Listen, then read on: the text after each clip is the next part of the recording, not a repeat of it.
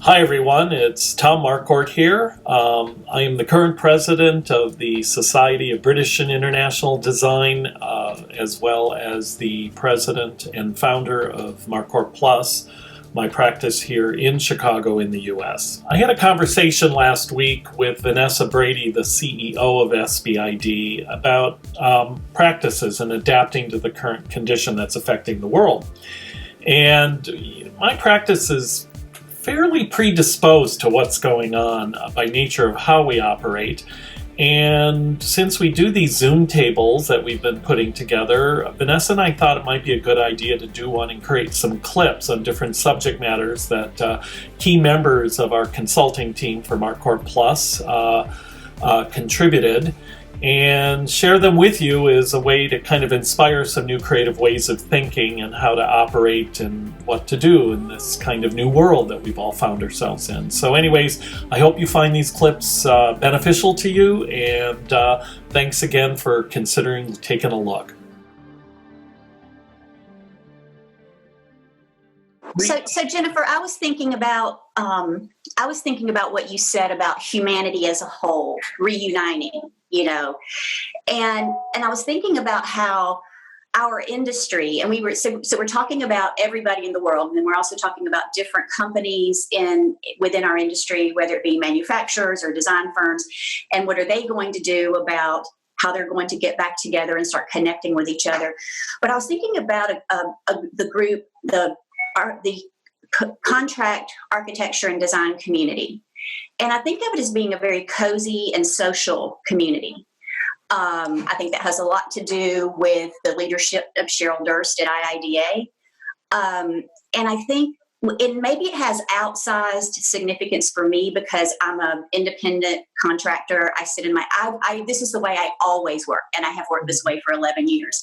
So industry events like NeoCon, the Milan Furniture Fair, HD Expo, all these things that have been canceled. And it was where we all connected as an industry, a multidisciplinary group of people. You've got your product manufacturers, you've got your architects and designers, and you have people like me, that support in marketing. And it's just sort of, and those connections every year became, I just think they're very important in how we move forward as an industry. And since we're not having any of those, probably this entire year, it's going to be interesting to see what impact that has on sort of the camaraderie and the brotherhood and the sisterhood of our architecture and design community. I'm tempted to do a blog post to just say for a week, once we're on the other side of this, I imagine I'm going to be, and I'm not a hugger. I mean, I am a hugger, but I'm a respectful hugger.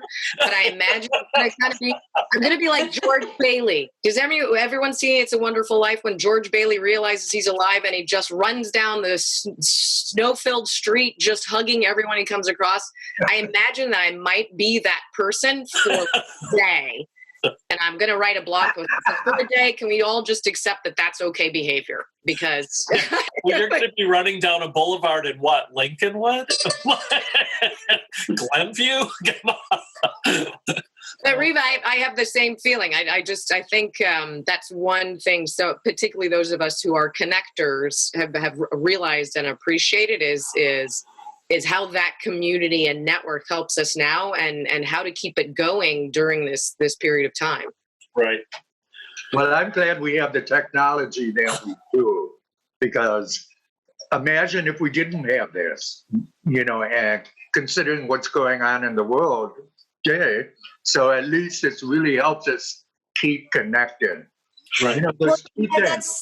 That's interesting, Vince, because I think about how, we've had this ability to do this. We already had it, just like the product manufacturers that I work with. Right now we're pushing our online digital tools, like my flooring client, and all the flooring manufacturers have like a room visualization, and they've had them for years. My textiles client has a way to go in and you can just upload a picture of whatever furniture and you can just upholster it and do whatever with it. We've had those tools for years. But obviously we're using them more than we ever have before. And you just wonder, will we go back to not using them as much, or, is this going to change things forever? I think we're also going to have that it's going to evolve even more as the technology becomes even better still. You know, I think it'll force us to resolve what has not been resolved because we don't pay attention to it as a primary form of communications. We're working with clients right now with websites in the A&D manufacturing industry, and they're starting to actually step back and go, oh, it should really do this. And it's interesting because someone like Caitlin, by nature of the way firms operate now, isn't given the time to do a lot of touch and feel and run. Here in Chicago, we go to the merchandise mart and look at product.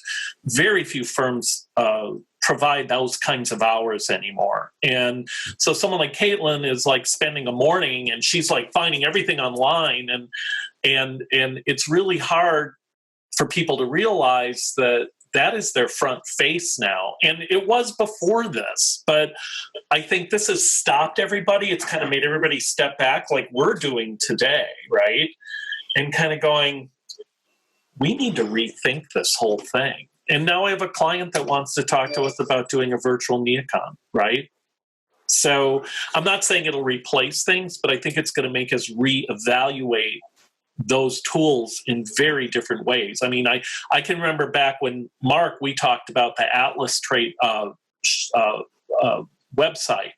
And what, you know, carpet is a tactile product, right? And you can only look at it in so many ways and go, I don't get it, or that's cool, and then you get it and it's not that. Or Caitlin, we've had the discussion, well, I thought it was orange, at least that's what it looked like on my screen. So you end up with these things that are problems, but I think now people are going to go, how do we resolve this? Well, one thing to Vince's point is that technology, and to Reba's point, you know, the technology was there to do a lot of these things, but it really wasn't so robust, shall we say. right. So, you know, you've got 5G coming on stream, I think, the type of thing Vince is talking about. And I think, you know, necessity is the mother of all inventions. You've got a situation where we didn't even know what's going to be invented as a response to this situation. So you have, much enhanced bandwidth, which will give you, James mentioned VR. I think actually AR will be probably a bigger tool for the design community. And, the type of things that Reba was talking about, room settings and taking a picture of the actual room, designing it in real time. So I think all these things will be occurring, and they will be, further reasons why you may not need as much square footage to accomplish what you need to accomplish.